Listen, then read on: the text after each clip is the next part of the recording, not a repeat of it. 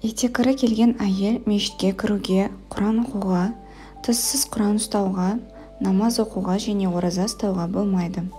Сондықтан бұл жағдайға тап болған әйел кісі мешітке келмей, қадір түнін өз үйінде өткізеді.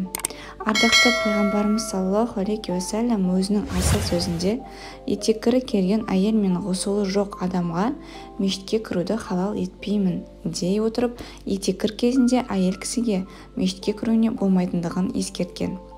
Ендеше ондай жағдайда әйел қадір түнін үйінде күтеді.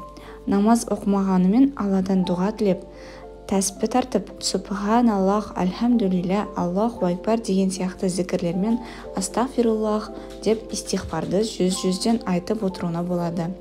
Сондай-ақ жаттаған дұға аяттарын да дұға мақсатымен оқуына болады. Мысалы, Раббана әт-ина дұғасы. Өз тілінде Аллаға жалбарынып, қажетін сұраса болады.